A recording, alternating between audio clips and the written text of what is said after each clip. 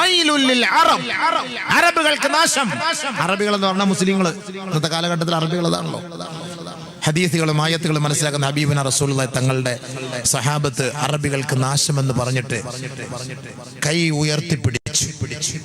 എന്നിട്ട് നബി സല്ലല്ലാഹു അലൈഹി വസല്ലം തങ്ങൾ പറഞ്ഞു മിൻ ഫത്ഹി റദ്മി യഅജൂജ അജൂജ വമഅജൂജ്. യഅജൂജ് മഅജൂജിന്റെ സംരക്ഷണ ഭിത്തി, അതായത് യഅജൂജ് മഅജൂജ് എന്ന് പറഞ്ഞൊരു സാധനം ഉണ്ട്. അതുകൊണ്ട് ബഹുമാനമുള്ള സഹോദരങ്ങൾ, യഅജൂജ് മഅജൂജ് മനുഷ്യരെയും കൊല്ലും, നാടിനെ നശിപ്പിക്കും, കൃഷികൾ നശിപ്പിക്കും. അങ്ങനത്തെ ഒരു വിഭാഗമാണ് യഅജൂജ് മഅജൂജ്. ആ യഅജൂജ് മഅജൂജിന്റെ ഷർറിൽ നിന്ന് രക്ഷപ്പെടാൻ അന്നത്തെ കാലഘട്ടത്തിൽ ദുൽഖർനൈൻ രാജാവ് കെട്ടിക്കൊടുത്ത വലിയ ഇരുമ്പിന്റെ മതിലുണ്ട്. യഅജൂജ് മഅജൂജ് അതിനപ്പുറത്താണ്. ആ മതിൽ പൊളിച്ചിട്ട് ഒരു സമയത്ത് വരും. അത് ഖിയാമത്തിന്റെ അടയാളമാണ്. കുറേശ്ശെ കുറേശ്ശെ ആ മതിൽ തകർത്തുകൊണ്ടിരിക്കുകയാണ് യഅജൂജ് മഅജൂജ്. അതിങ്ങനെ മാന്തി പറിച്ച് പറിച്ച് പറിച്ച് പറിച്ച് അങ്ങനെ ഇരിക്കുകയാണ്. ഇപ്പോഴും അങ്ങനെ തന്നെയാണ്. ഒരിക്കൽ നബി സല്ലല്ലാഹു അലൈഹി വസല്ലം തങ്ങൾ പറഞ്ഞു കൈ ഉയർത്തിപ്പിടിച്ചു.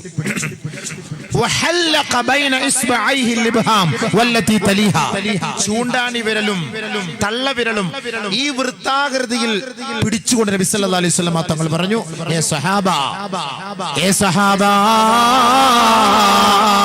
ഇത്രത്തോളം ഇതാ യഅജൂജ് മഅജൂജിന്റെ സംരക്ഷണ ഭിത്തിക്ക് വിള്ളൽ വീണിരിക്കുകയാണ് സഹാബ. ആ വിള്ളൽ ഭിത്തി തകർത്തുകൊണ്ട് വലിയ ഒരു ശത്രുത നിങ്ങളിലേക്ക് പാഞ്ഞെടുക്കാൻ സമയം അടുത്തിരിക്കുന്നു സഹാബ. അന്ന് ഈ സമൂഹം മുഴുവനും തകർന്നു പോകും, നശിച്ചു പോകും സഹാബ. സല്ലല്ലാഹു അലൈഹി വസല്ലം തങ്ങൾ താക്കീത്, എല്ലാം നശിച്ചു പോകുന്നു. ഭയങ്കരമായ ഷർറല്ലേ? അതിന്റെ ഷർറുകളാണ് പല പല ഭാഗത്തുനിന്നും അല്ലാഹു സുബ്ഹാനഹു വ തആല ഈ ഭൂകമ്പങ്ങളും ഭൂമി കുലുക്കങ്ങളോട് നമ്മളെ കാണിച്ച് പേടിപ്പിക്കുന്നത്. വെറുതെ ഒന്നുമല്ല, എല്ലാത്തിനും കാരണങ്ങൾ പറഞ്ഞു തരാം ഇൻഷാ അല്ലാഹ്. ഇന്ന് നബി സല്ലല്ലാഹു അലൈഹി വസല്ലം തങ്ങൾ അങ്ങനെ പറഞ്ഞു. അങ്ങനെ ശിക്ഷ വരുമോ? അങ്ങനെ ശിക്ഷ വരുമോ? ഞങ്ങൾ തകർന്നു പോകുമോ നബിയെ? നബിയുനാ റസൂലുള്ളാഹി തങ്ങളുടെ പ്രിയതമയായ പ്രിയങ്കരിയായ മഹദിയായ സൈനബ് ബിൻത് ജഹ്ഷ് റളിയല്ലാഹു അൻഹ ഹബീബുനാ റസൂലുള്ളാഹി തങ്ങളോട് ചോദിക്കുകയാണ്, യാ റസൂലല്ലാഹ് അനുഹ്ലകു വഫീന സാലിഹൂൻ. മലപ്പുറത്തുകാർക്ക് ഒരുപാട് ആലിമീങ്ങളില്ലേ, ഒരുപാട് പണ്ഡിതന്മാരില്ലേ, ഒരുപാട് ദീനിന്റെ സ്ഥാപനങ്ങളില്ലേ, ഒരുപാട് മഹാന്മാരുടെ മക്ബറകളില്ലേ, ഒരുപാട് സാലിഹീങ്ങൾ ഇപ്പോഴും ജീവിച്ചിരിപ്പില്ലേ. അതേപോലെ തന്നെയാണ് മഹദിയായ സൈനബ് റളിയല്ലാഹു അൻഹ നബിയുനാ റസൂലുള്ളാഹി തങ്ങളോട് ചോദിക്കുകയാ, അല്ലാഹുവിന്റെ റസൂലേ, സാലിഹീങ്ങൾ നമ്മുടെ നാട്ടിൽ ജീവിച്ചിരിക്കുമ്പോ ഈ നാടിനെ അല്ലാഹു ശിക്ഷകളെ കൊണ്ട് പരീക്ഷിക്കുമോ ഹബീബേ? ഭൂമികുലുക്കങ്ങളെ കൊണ്ടും ഭൂകമ്പങ്ങളെ കൊണ്ടും ജലപ്രളയത്തെ കൊണ്ടും ഉരുൾപൊട്ടലിനെ കൊണ്ടും അല്ലാഹു നമ്മുടെ നാടിനെ പരീക്ഷിക്കുമോ നബിയേ? ആദരവായ റസൂലുള്ളാഹി തങ്ങളോട് സൈനബ് റളിയല്ലാഹു അൻഹ ചോദിക്കുകയാണ്. ഖാല റസൂലുള്ളാഹി സ്വല്ലല്ലാഹു അലൈഹി വസല്ലം, അല്ലാഹുവിന്റെ റസൂൽ മറുപടി പറഞ്ഞു, നഅം യാ സൈനബു, സൈനബേ അത് സാധ്യമാകും സൈനബേ. ഇദാ കസുറൽ ഖബസു, ഖബസ് അധികരിച്ചാൽ അത് സാധ്യമാവുക തന്നെ ചെയ്യും സൈനബേ. ശേഷം അല്ലാഹുവിന്റെ റസൂൽ വിശദീകരിച്ചു കൊടുത്തു, വൽ ഖബസു യാ ഇബാദല്ലാഹ്, എന്താണ് ഖബസ് എന്നറിയുമോ സഹാബ? എന്താണ് ഖബസ് എന്നറിയുമോ സഹാബ? കുല്ലു മഅസിയാ വസിയല്ലാഹു ബിഹാ ഫിൽ ബഹരി ഔ ഫിൽ ബിലാദി ഔ ഫിൽ ലൈലി ഔ ഫിൻ നഹാർ. കടലിലും കരയിലും രാത്രിയും പകലിലുമായി എന്റെ സമൂഹം ചെയ്തു കൂട്ടുന്ന അനാചാരങ്ങളും അനാശാസ്യ പ്രവൃത്തികളുടെയും കാരണമായി ഏത് മഹാന്മാരും ആ നാട്ടിൽ ജീവിച്ചിരുന്നാലും അല്ലാഹുവിന്റെ ശിക്ഷ ഇറങ്ങാതെ ഇരിക്കുകയില്ല സൈനബേ. പറഞ്ഞ മനസ്സിലായോ? ഔലിയാക്കൾ ഉണ്ടാകട്ടെ, മഹാന്മാരുണ്ടാകട്ടെ, സാലിഹീങ്ങൾ ഉണ്ടാകട്ടെ, ആരുണ്ടായാലും നമ്മുടെ സമുദായം പിഴച്ചുപോയാൽ, അഹങ്കാരികളായാൽ, തെമ്മാടികളായാൽ, പടക്കം പൊട്ടിച്ച് കല്യാണത്തിന് പേക്കൂത്ത് കാണിക്കാൻ തയ്യാറായാൽ, ഡാൻസും ഡിജെയ്ക്കും തയ്യാറായാൽ, ഗാനമേള ഒപ്പനയ്ക്ക് തയ്യാറായാൽ അള്ളാഹുവിന്റെ ശിക്ഷ ആ നാട്ടിൽ ഔലിയാക്കൾ ഉണ്ടായാലും. മഹാനായ ഖുത്ബുസ്സമാൻ റളിയല്ലാഹു അൻഹുവിന്റെ നാമധേയത്തിൽ അറിയപ്പെടുന്ന ഈ മണ്ണാണ്, ഈ പരിപാടി ഈ സമ്മേളന നഗരി ആ മഹാനുഭാവന്റെ പേരിലാണ് അറിയപ്പെടുന്നതെങ്കിൽ ആ ഖുതുബുസ്സമാൻ ഇന്ന് ഈ കാലത്ത് ജീവിച്ചിരുന്നാലും തോന്നിയ മാസം കൂടിയാൽ അള്ളാഹുവിന്റെ ശിക്ഷ ഇറങ്ങുമെന്ന് നബിയുനാ റസൂലുള്ളാഹി അള്ളാഹു റസൂൽ പറഞ്ഞതാണ്. തോന്നിയ മാസം കൂടിയാൽ അള്ളാഹുവിന്റെ റസൂൽ പറഞ്ഞ വാക്ക് അവിടെ ശിക്ഷ ഇറങ്ങും. അതുകൊണ്ട് നമ്മുടെ നാട്ടിൽ ശിക്ഷ ഇറങ്ങൂല എന്ന് പേടിക്കണ്ട, ശിക്ഷ ഇറങ്ങൂല എന്ന് സന്തോഷിക്കണ്ട.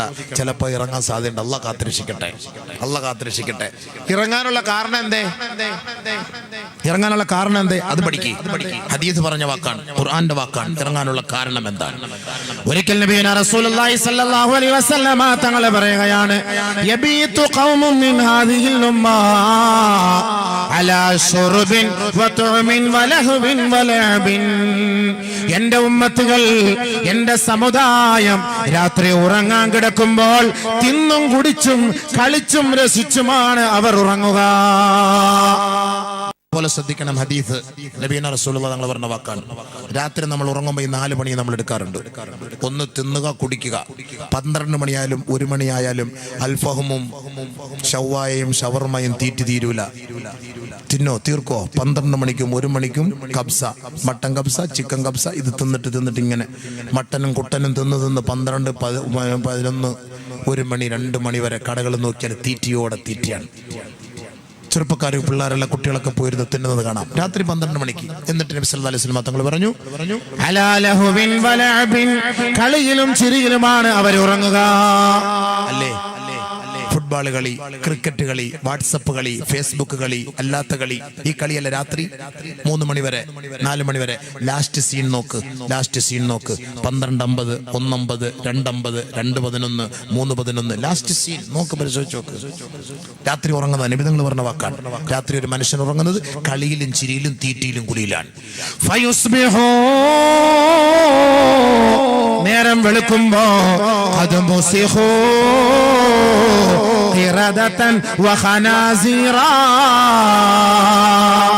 രാവിലെയാകുമ്പോ അവരുടെ കോലം മറിക്കപ്പെട്ട അവസ്ഥയിലായിരിക്കും നബിയുനാ റസൂലുള്ളാഹി. അല്ലാഹു കാത്തിരക്ഷിക്കട്ടെ, അല്ലാഹു കാത്തിരക്ഷിക്കട്ടെ, അല്ലാഹു കാത്തിരക്ഷിക്കട്ടെ. എങ്ങനെയാണ് കോലം മറിക്കപ്പെടുക? നബി തങ്ങൾ പറഞ്ഞ വാക്കാട്ടോ, നല്ലപോലെ ശ്രദ്ധിക്കണം. അബൂ ഉമാമ റളിയല്ലാഹു അൻഹു റിപ്പോർട്ട് ചെയ്ത ഹദീസാണ്. റവാഹുൽ ബൈഹഖി. നല്ലപോലെ ശ്രദ്ധിച്ചോ.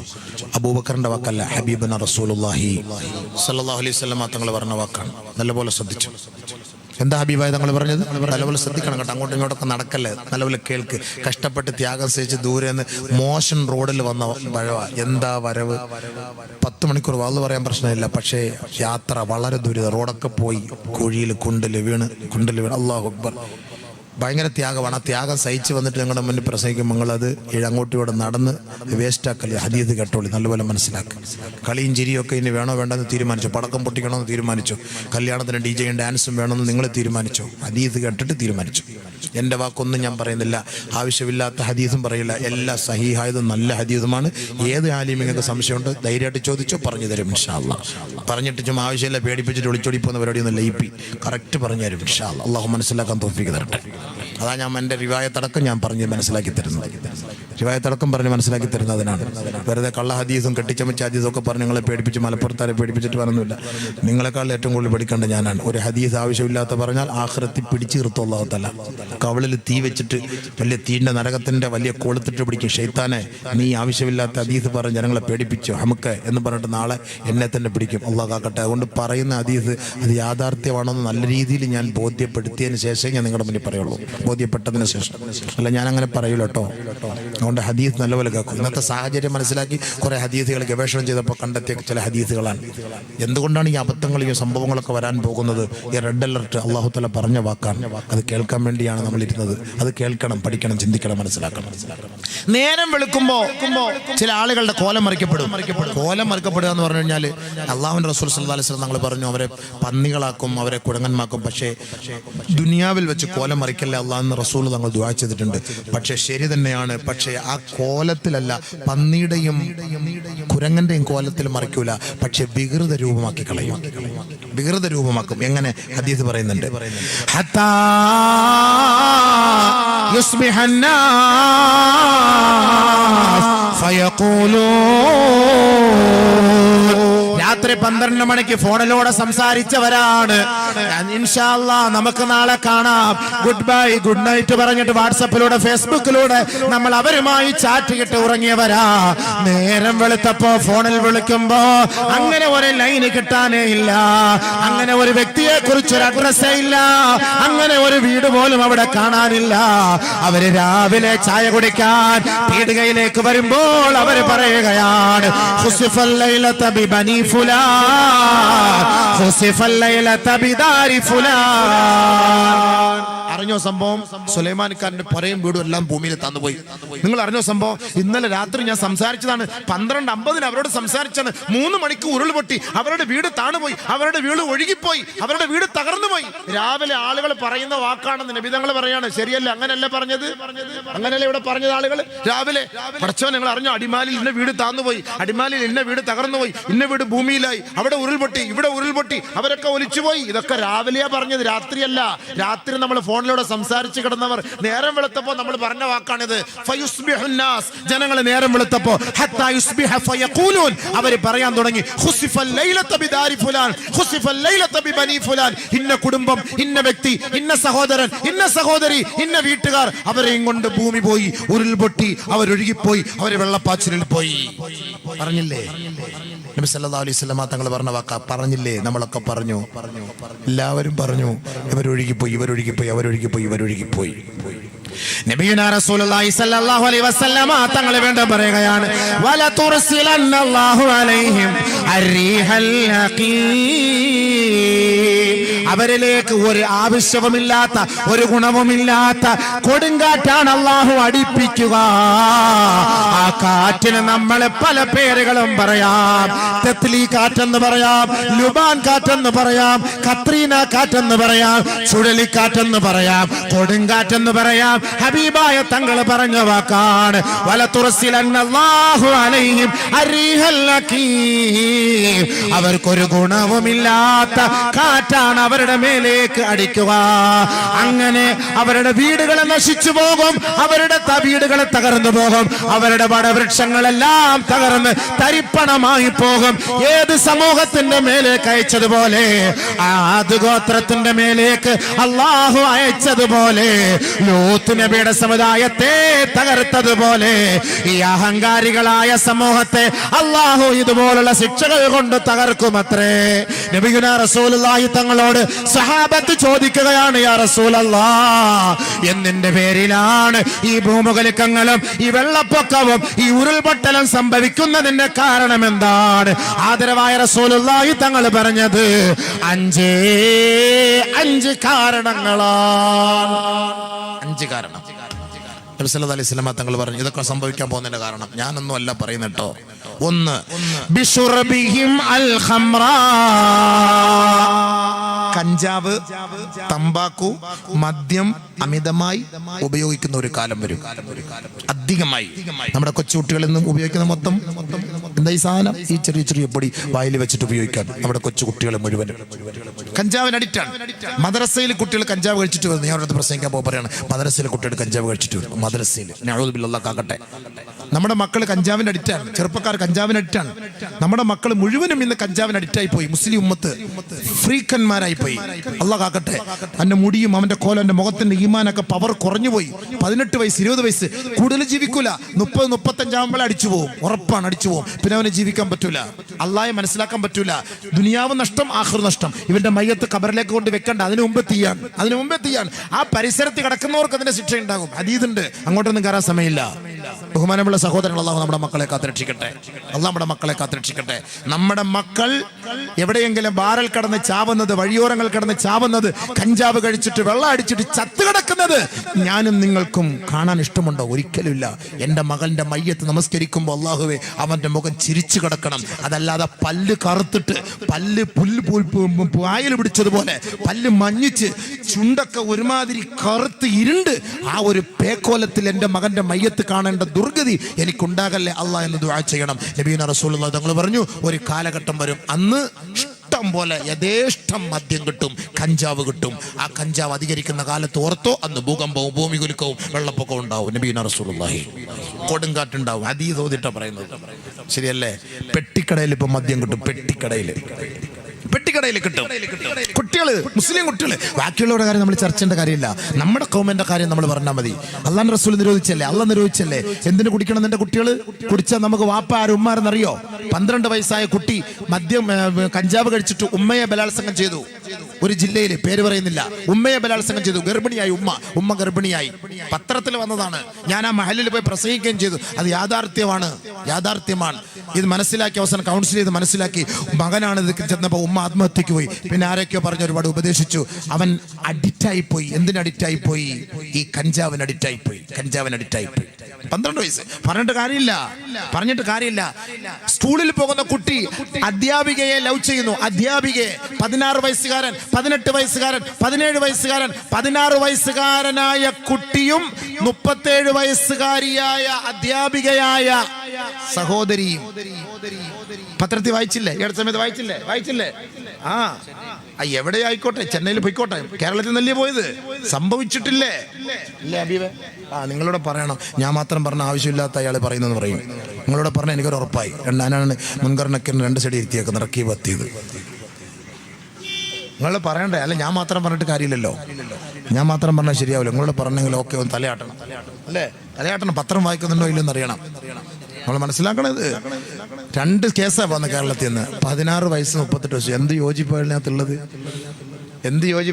അല്ലേ? ആനയുടെ പുറത്ത് അണ്ണാൻ കയറിയത് പോലെ ഇരിക്കും. എന്താ ഈ സംഭവം?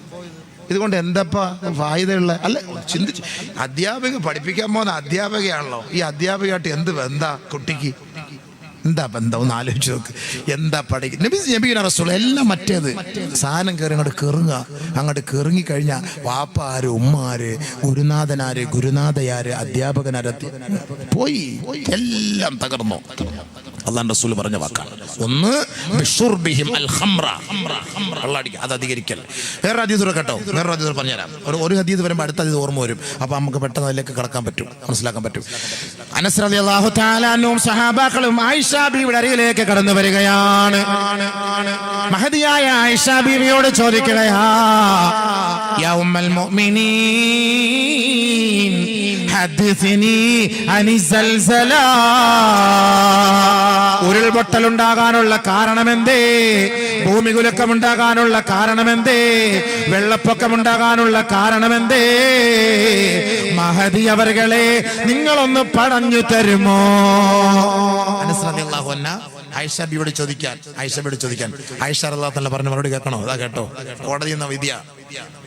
കാലത്ത് ആയിഷ റളിയല്ലാഹു തആല അൻഹ പറയുകയാണ്, ഇദസ്തബാഹു അസ്സിനാ വശുരിബത്തിൽ ഖുമൂർ വളുരിബു ബിൽ മആസിഫി غار الله في سمائه فقال الله للأرض تزلزلي بهم فإن تابوا ونزعوا وإلا فأهدمها عليهم. ഭൂമികുലുക്കം ഉണ്ടാകാനുള്ള കാരണം നല്ല പോലെ കേട്ടോ. മഹദിയായ ആയിഷ ബീവി പറയുകയാണ്, 3 കാരണങ്ങളാണ് മഹദി അവர்கள் സഹാബാക്കളോട് പറഞ്ഞത്.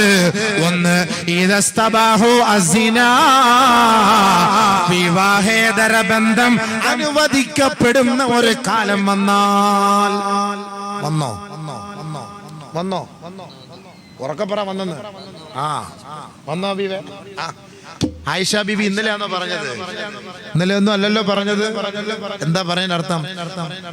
നബി സല്ലല്ലാഹു അലൈഹി വസല്ലം സുപ്രീം കോടതി അനുമതി, വിവാഹേതര ബന്ധം. ഏത് വീട്ടിൽ ഇപ്പം പോയി ആർക്കും എന്തും ചെയ്യാം, ചോദിക്കാൻ പറ്റില്ല. ഇനി മുസ്ലിയാർ പിടിപ്പിച്ചു, തങ്ങൾ പിടിപ്പിച്ചു എന്നും പറഞ്ഞ് പരാതിയായിട്ട് വരരുത്. സുപ്രീം കോടതിയാ പറഞ്ഞേക്കുന്നത്. എവിടെയും പോകാൻ സുപ്രീം കോടതിയാ പറഞ്ഞിരിക്കുന്നത്. അതുകൊണ്ട് കുഞ്ഞാപ്പ് കാര്യം മനസ്സിലാക്കിക്കോണം. എന്നെ മനസ്സിലായി? അയൽവക്കത്തൊക്കെ പോകുമ്പോൾ സൂക്ഷിച്ചോ. ആരെയൊക്കെ വീട്ടിൽ താമസിപ്പിക്കണമെന്ന് താമസിപ്പിച്ചോ. ഇനി താമസിപ്പിച്ച് എന്തെങ്കിലും കണ്ടാലും ഒന്നും കുറ്റമൊന്നും പറയാൻ പറ്റൂല. കാരണം എന്താ? ഹലാലായിപ്പോയി. ആര് ഹലാലാക്കി? അള്ളാഹ് ഹലാലാക്കിയോ? റസൂലുള്ളാഹി ഹലാലാക്കിയോ? ഇല്ലല്ലോ. അള്ളാഹ് റസൂൽ ഹലാലാക്കിയത് നമുക്ക് ഹലാലാവുള്ളൂ. സുപ്രീം കോടതി ദീപക് മിശ്രയെ ഹലാലാക്കി നമുക്ക് ഹലാലാവില്ലല്ലോ. ഹലാലാവോ? എന്നാ പിന്നെ എന്തെല്ലാം ഹലാലാക്കുക? അതാണ് ഹദീസ് നബി തങ്ങൾ ബഹുമാനപ്പെട്ട ആയിഷ റളിയല്ലാഹു അൻഹ പറഞ്ഞ വാക്ക്. ഇസ്തബാഹു അസ്സിന, വ്യഭിചാരം ഹലാലാവുന്ന ഒരു കാലം വന്നാൽ, വ്യഭിചാരം ഹലാലാവുന്ന ഒരു കാലം വന്നാൽ, വിവാഹേതര ബന്ധം അനുവദനീയമാകുന്ന ഒരു കാലം വന്നാൽ, വശുരിബത്തിൽ ഖുമൂർ, മദ്യങ്ങൾ, മദ്യം എന്നല്ല പറഞ്ഞു, മദ്യങ്ങൾ, ഇഷ്ടം പോലെ മദ്യം. പോകുന്ന വഴിക്ക് എത്ര ബാറ്, ബീറ്. ബീർ എന്ന് പറഞ്ഞ അറബിയിൽ എന്താ അർത്ഥം അറിയോ? കിണർ എന്നാണ് അർത്ഥം. കിണർ പോലെയല്ലേ സാധനം, ഇഷ്ടം പോലെ കുടിച്ചോളെന്ന് പറഞ്ഞേ. ബീറ് കിണർ പോലെ, കുടിച്ചോ. ബാറ്, ബീറ് ഇഷ്ടം പോലെയാണ്. എവിടെ വെള്ളമുണ്ട്. കുട്ടികൾ ചെറിയ ചെറിയ പെട്ടിക്കടലിൽ കിട്ടും. ചില ഇറങ്ങും. പിന്നെ നമുക്ക് ചെറിയ ബിയർ കിട്ടുമോ? ബിയർ എന്താണ് ബിയർ? അതിൽ ആൽക്കഹോൾ ഇല്ലാത്ത ബിയർ. എവിടെയാ ആൽക്കഹോൾ ഇല്ലാത്ത ബിയർ? ആൽക്കഹോൾ ഇല്ലാത്ത ബിയർ കുടിച്ചിട്ട് എന്ത് കിട്ടാൻ? ആൽക്കഹോൾ ഇല്ലാത്ത ബിയർ കുടിച്ചിട്ട് എന്ത് കിട്ടാൻ? ആൽക്കഹോളുള്ള ബിയർ തന്നെയാണ്.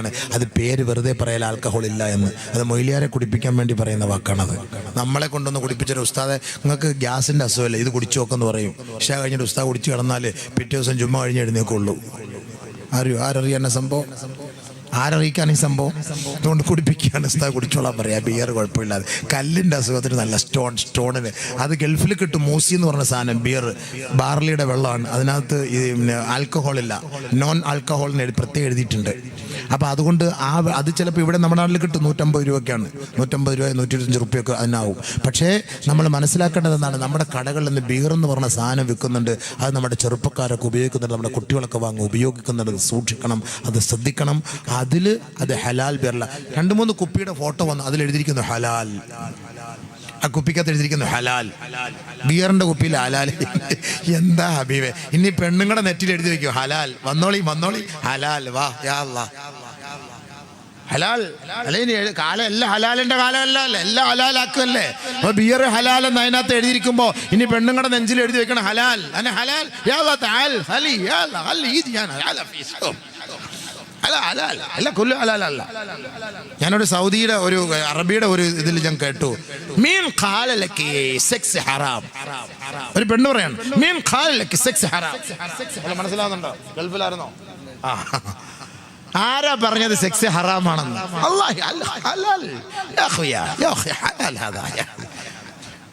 ഒടുക്കത്തെ ഹലാൽ. അവളെ വലിച്ചു കീറേണ്ട സമയം കഴിഞ്ഞില്ലേ?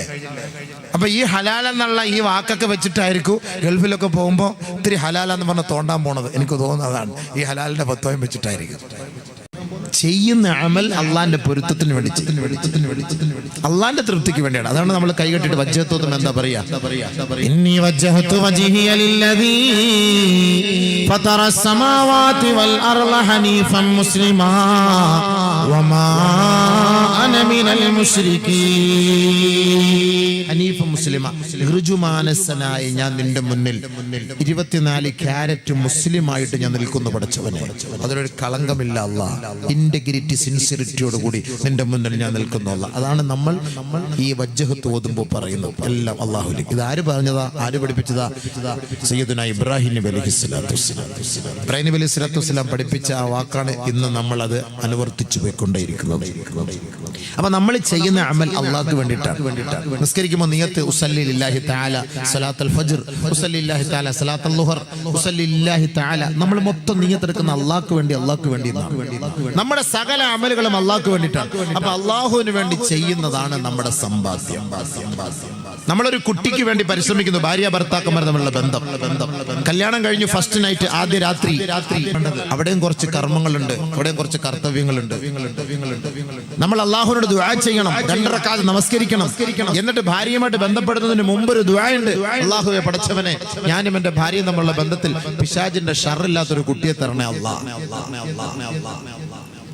അവിടെ പിഴച്ചാലും പിന്നുള്ള കുട്ടികൾ മൊത്തം പിഴച്ചു. അവിടെ പിഴയ്ക്കാതെ ഓർമ്മയോടുകൂടിയാണ് ആ ഉത്തരവാദിത്വം നിറവേറ്റിയതെങ്കിൽ നമ്മുടെ കുട്ടികളൊക്കെ ക്വാളിറ്റിയുള്ള കുട്ടികളായി മാറി.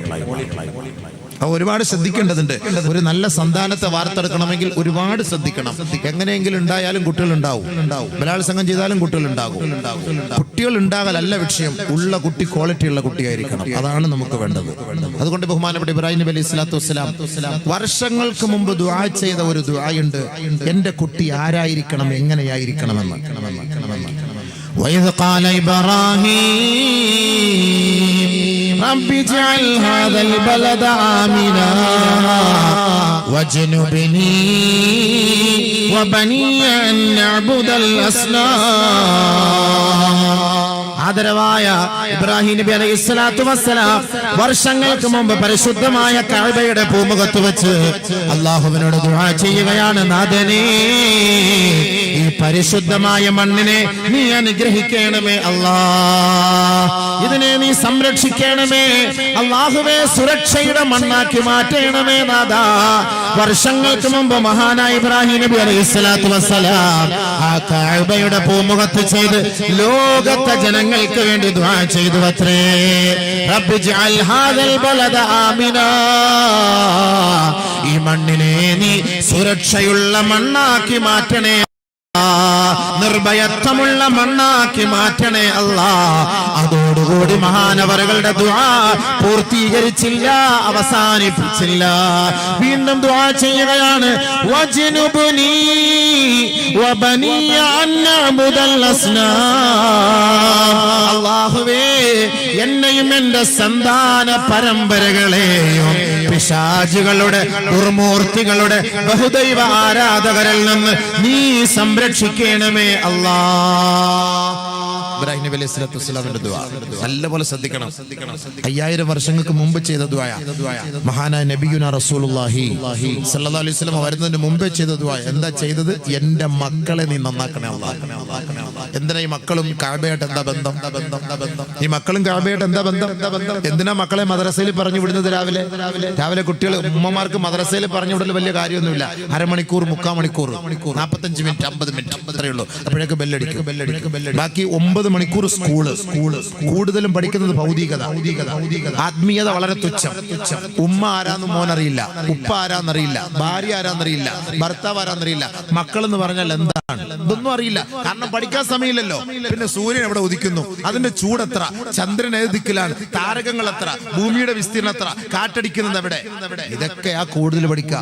ഉമ്മാന്റെ ഉപ്പാന്റെ മുന്നിൽ വന്ന് കാറ്റിന്റെയും ഗോളത്തിന്റെയും ഗ്രഹത്തിന്റെയും ഉപഗ്രഹത്തിന്റെയും ചരിത്രം പറഞ്ഞിട്ട് എന്ത് കിട്ടാൻ? ഉമ്മയ്ക്ക് ആവശ്യമെന്ത്, ഉപ്പക്ക് ആവശ്യമെന്ത്? എന്റെ മകൻ എന്നെ അനുസരിക്കുന്നവനാകണം, എന്റെ മകൻ അല്ലാഹയെ അനുസരിക്കുന്നവനാകണം, എന്റെ മകൻ എനിക്ക് ഖിദ്മത്ത് ചെയ്യുന്നവനാകണം, എന്റെ മകൻ എനിക്ക് ദുആ ചെയ്യുന്നവനാകണം, എന്റെ മകൻ ഞാൻ ആദ്യം മരിച്ചാൽ എന്റെ മയ്യത്ത് നമസ്കരിപ്പിക്കുന്നവനാകണം, എന്റെ മകൻ എന്റെ ഖബറിന്റെ അരികിൽ വന്ന് പൊട്ടിക്കരഞ്ഞ് എനിക്ക് വേണ്ടി ദുആ ചെയ്യുന്നവനാകണം. ഇങ്ങനെ ആഗ്രഹിക്കുന്ന ഒരു ഉപ്പക്കും ഉമ്മക്കും അനിവാര്യം എന്താണ്? തുടക്കത്തിലെ ദുആ ചെയ്യണം. മകൻ ആരായിരിക്കണം, മക്കൾ ആരായിരിക്കണം? അതാണ് ഇബ്രാഹിം നബി അലൈഹിസ്സലാത്തു വസ്സലാം പഠിപ്പിച്ചത്. വജ്നുബ്നി വബനിയ അൻ നഅബുദൽ അസ്നാം. അല്ലാഹുവേ എന്റെ സന്താന പരമ്പരകളെ ശിർക്കിന്റെ കോട്ടകൊത്തളങ്ങളെ അനുകരിക്കുന്ന മക്കളാക്കരുത് അല്ലാഹ്. പടച്ചവനെ വടവൃക്ഷങ്ങളുടെ മുന്നിൽ, പടച്ചവനെ ബഹുദൈവങ്ങളുടെ മുന്നിൽ, അല്ലാഹുവേ കല്ലിന്റെ മുന്നിൽ, മണ്ണിന്റെ മുന്നിൽ പോയി നമ്രശിരസ്കരായി അവർക്ക് വേണ്ടി സാഷ്ടാംഗം ചെയ്യുന്ന അഹങ്കാരികളായ മക്കളെ നീ നൽകരുതേ അല്ലാഹ്. മുസ്ലിം പെൺകുട്ടികൾ എത്ര പേരെ ഒളിച്ചോടി പോയിട്ട് ദൈവത്തിന്റെ മുന്നിൽ പോയി നിൽക്കുന്നു, ബിംബത്തിന്റെ മുന്നിൽ പോയി നിൽക്കുന്ന എത്ര മുസ്ലിം പെൺകുട്ടികൾ. ഇതുകൊണ്ടാണ് ആദ്യമേ ദുആ ചെയ്തത്. ഇപ്പൊ മനസ്സിലായോ? 21ാം നൂറ്റാണ്ടിൽ നമ്മുടെ മുസ്ലിം പെൺകുട്ടികൾ പോയി നിൽക്കുന്നത് എവിടെ? ഒളിച്ചോടി പോകുന്നു. സ്വന്തം വാപ്പയെയും ഉമ്മയെയും പണയപ്പെടുത്തി, സ്വന്തം മാതാപിതാക്കളെ വഞ്ചിച്ച്, ആ മാതാപിതാക്കൾക്ക് ഒരു തരിമ്പ്, ഒരു കടുക് മണ്ണിയുടെ സ്ഥാനം പോലും കൊടുക്കാതെ 10, 18, 20 വർഷം കഷ്ടപ്പെട്ട് വളർത്തിയെടുത്ത് താലോലിച്ച് വളർത്തിയ നമ്മുടെ മുത്തുമോൾ എവിടേക്ക് പോകുന്നു? ഷിർക്കിന്റെ ഇന്നലകളിൽ പരിചയപ്പെട്ട, മിനിഞ്ഞാന്ന് പരിചയപ്പെട്ട, കേവലം 1 വർഷം 2 വർഷം കോളേജ് ക്യാമ്പസിൽ പരിചയപ്പെട്ട കാഫിറിന്റെ കൂടെ, മുശ്രിക്കിന്റെ കൂടെ ഈ മുസ്ലിം പെണ്ണ് പോകുന്നു. അവളുടെ തട്ടം അഴിച്ചു മാറ്റുന്നു, അവളുടെ നമസ്കാര തഴമ്പ് മായ്ച്ചു കളയുന്നു, ഇസ്ലാമിക ശരീഅത്തിനെ പണയപ്പെടുത്തുന്നു. ആ സ്ഥാനത്ത് കുഫറിന്റെയും ഷിർക്കിന്റെയും അടയാളം അവൾ വരച്ചു വെക്കുന്നു. ഇല്ലേ? ശരിയല്ലേ? പിന്നെ പറഞ്ഞിട്ട് കാര്യമുണ്ടോ? എന്റെ ബീവി അസൂറ, എന്റെ ബീവി ഫാത്തിമ, എന്റെ മോള് സെമീന, എന്റെ മോള് സെറീന, എന്റെ മോള് ലുബിന പറഞ്ഞിട്ട് കാര്യമില്ലല്ലോ. പോയ പോയത് എവിടെ? ശരീഅത്തിന്റെ കോട്ടയിൽ നിന്ന് ശിർക്കിന്റെ കോട്ടയിലേക്ക്. ആദ്യം വാപ്പാടെ ഉമ്മാടെ ഉത്തരവാദിത്തം. ഈ മക്കള് നന്നാവണമെങ്കിൽ നിങ്ങൾ ദുആ ചെയ്യണം. ഇബ്രാഹിം നബി പഠിപ്പിച്ചെന്ന ദുആ ഞാൻ പറയും. സൂറത്ത് ഇബ്രാഹിം.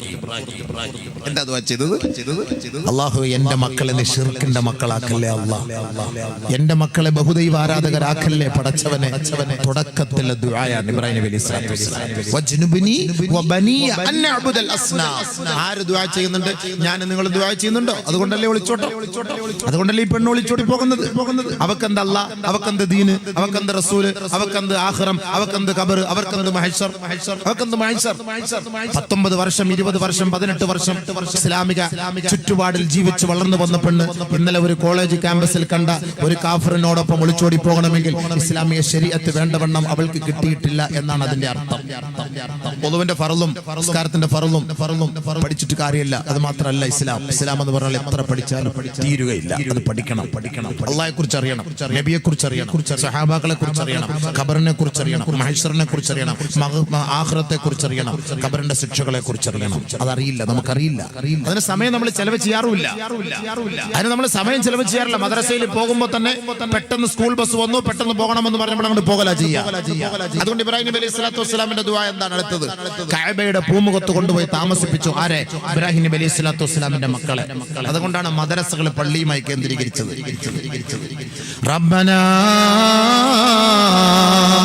ലിയുഖീമുസ്സിന്നി അസ്കൻതു മിൻ ദുർരിയതി بواد غير ذي زرع عند بيتك المحرم ربنا ليقيموا الصلاة ربنا ليقيموا الصلاة അല്ലാഹുവേ, നാഥനേ, പടച്ചവനെ, എന്റെ കുടുംബത്തെ, എന്റെ കുടുംബിനിയെ, എന്റെ സന്താനത്തെ നിന്റെ പരിശുദ്ധമായ കഅബയുടെ പൂമുഖത്ത് ഞാൻ താമസിപ്പിച്ചിരിക്കുകയാണ് അല്ലാഹ്. എന്റെ മക്കളെ കൊണ്ട് ഞാൻ താമസിപ്പിച്ചത് ഇവിടെ തിയേറ്ററിലല്ല, ബാറിലല്ല, റിസോർട്ടിലല്ല, ഹോട്ടലിലല്ല, ആരാമത്തിലല്ല, മോട്ടലിലല്ല, വലിയ വലിയ സൂപ്പർ സ്പെഷ്യാലിറ്റി ഹോസ്റ്റലിൽ ഒന്നുമല്ല. പിന്നെ എന്റെ മകനെ ഞാൻ എവിടെയാണ് താമസിപ്പിച്ചത്? ഇൻദ ബൈതികൽ മുഹറം, നിന്റെ പരിശുദ്ധമായ കഅബയുടെ പൂമുഖത്താണ് റബ്ബേ. എന്തിനാണ് അല്ലാഹു സുബ്ഹാനഹു വ തആലയുടെ ആ കഅബയുടെ പൂമുഖത്ത് കൊണ്ടുപോയി ഇബ്രാഹിം നബിയുടെ മക്കളെ താമസിപ്പിച്ചത്? എന്തിനാ താമസിപ്പിച്ചത്? അവിടെ കഅബയിൽ കൊണ്ടുപോയി താമസിപ്പിച്ചത് എന്തിനാണ്? പള്ളിയുടെ തിരുമുറ്റത്ത് താമസിപ്പിച്ചത് എന്തിനാണ്? അതിന്റെ ആവശ്യം എന്താ? റബ്ബനാ ലിയുഖീമുസ്സലാ, അവർ നിന്നെ അറിയാനാണ് നാഥാ, അവർ നമസ്കാരമുള്ളവരാണ് നാഥാ, അവർ നോമ്പെടുക്കാനും ഇബാദത്ത് ചെയ്യാനും സ്വർഗത്തിന്റെ അഹ്ലുകാരനാകാനുമാണ് എന്റെ മക്കളെ ഞാൻ കഅബയുടെ പൂമുഖത്ത് താമസിപ്പിച്ചത് റബ്ബേ. ഇബ്രാഹിം നബി അലൈഹി സ്വലാത്തു വസ്സലാമിന്റെ ദുആ. അല്ലാഹുവിന്റെ മക്കളായി, അല്ലാഹുവിന്റെ അടിയാറുകളായി, നമ്മുടെ ദീനിന്റെ അഹ്ലുകാരായി മാറണമെങ്കിൽ അതുമായി ബന്ധപ്പെട്ട സ്ഥലത്ത് മക്കളെ താമസിപ്പിച്ചെങ്കിൽ സാധ്യമാകും, ഇല്ലെങ്കിൽ സാധ്യമാവില്ല.